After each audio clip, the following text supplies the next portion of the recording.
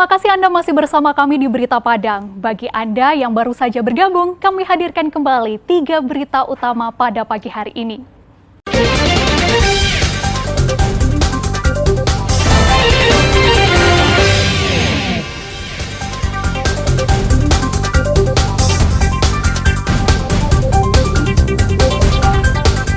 Kondisi Sungai Batang Kamumuan ancam sawah dan permukiman warga Padang Pariaman.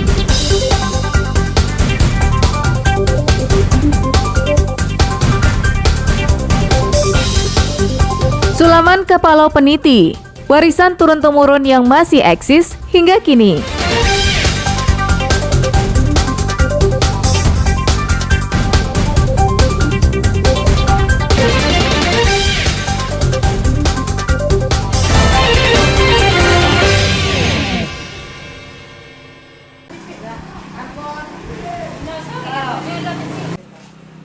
Desa Nareh 1 di Pariaman terkenal dengan hasil kerajinan tangannya.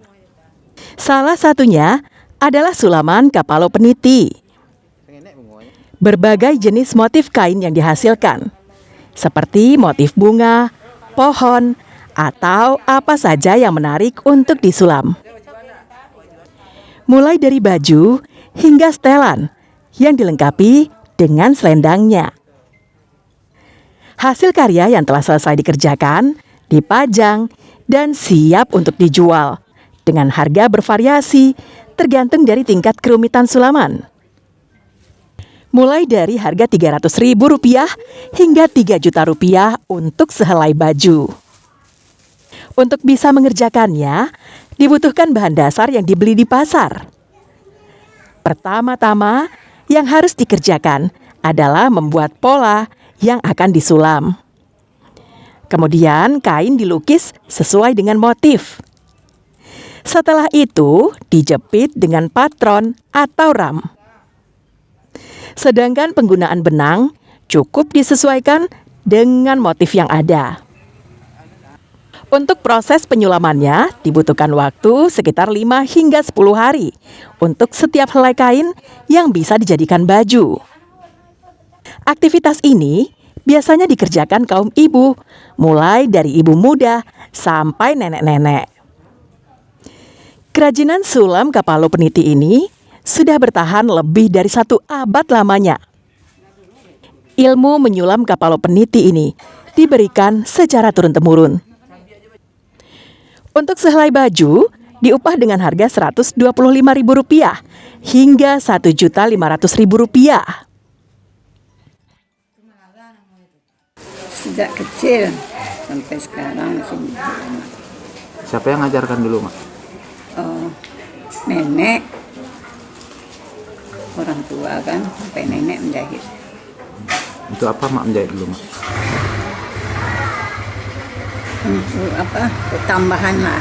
Satu helai baju siapnya 5 hari sampai 10 hari. Untuk 1 lembar. 1 lembar baju. Mulai dari 125 sampai 1.500.000.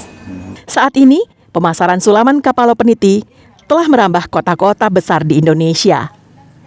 Konsumennya terutama perantau Pariaman yang tinggal dan tersebar di seluruh Indonesia yang menggemari keindahan seni sulam Kapalau Peniti ini.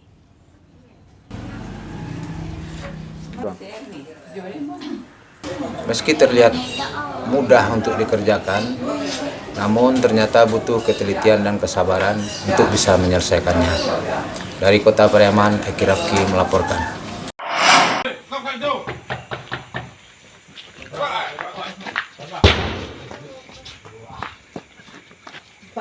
Setelah mengetahui identitas dan keberadaan pelaku, sejumlah anggota tim Klewang Satreskrim Polresta Padang bergerak ke wilayah Lubuk Begalung dan mendatangi rumah seorang pencuri.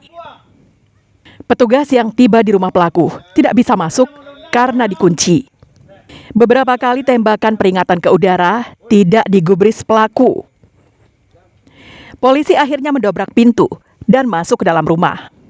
Adrian Wahyudi yang berusia 47 tahun yang mengetahui kedatangan polisi bersembunyi di loteng. Pelaku berhasil ditangkap tanpa perlawanan karena terjatuh saat sembunyi di atas plafon. Usai ditangkap, pelaku dibawa petugas ke Polsek Kuranji untuk proses hukum lebih lanjut. Dari keterangan polisi, pelaku merupakan spesialis pembobolan rumah warga dan telah beraksi beberapa kali di Kota Padang hingga beberapa daerah di Provinsi Sumatera Barat. Dari tangan pelaku, polisi menyita barang bukti curian berupa sejumlah telepon genggam dan sebuah sepeda motor. Pelaku beraksi seorang diri dan menyasar sasarannya di malam hari dengan cara membobol jendela dan menggasak barang-barang berharga berupa telepon genggam, laptop, uang tunai, hingga sepeda motor. Kami melakukan pencurian di daerah Belimbing, yang mana tersangka mengambil laptop, drone, HP. Tersangka kita mengambil daerah area Pinang, yang mana tersangka melarikan diri. Yang mana korban melapor di Polsek Kuranji. Tersangka kita serahkan Polsek Kuranji. Kini pelaku dan barang bukti masih ditahan di Polsek Kuranji dan pelaku dijerat dengan pasal 363 KUHP tentang pencurian dengan pemberatan dengan ancaman hukuman di atas 5 tahun penjara. Alfi melaporkan dari Padang.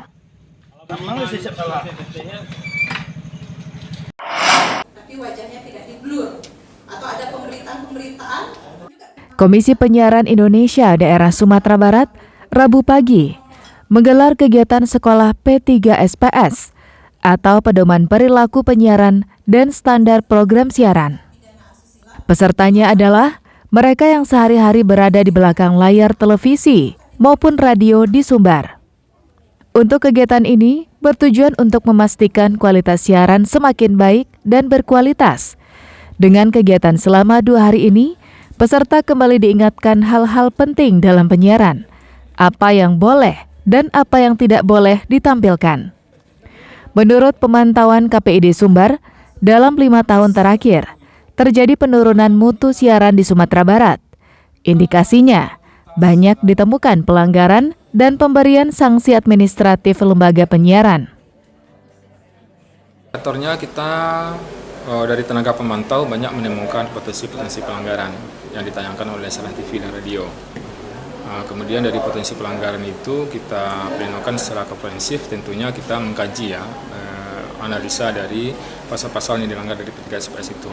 Dan setelah kita simpulkan dari rapat pleno, kita memutuskan cukup banyak juga yang kita berikan sanksi administratif. Sayangnya, sosialisasi ini lebih banyak melibatkan unsur pimpinan dan tenaga teknis di stasiun pemancar yang tak ikut dalam tim produksi. Mestinya sosialisasi ini lebih tepat disampaikan kepada jurnalis atau redaksi yang bertugas memproduksi tayangan.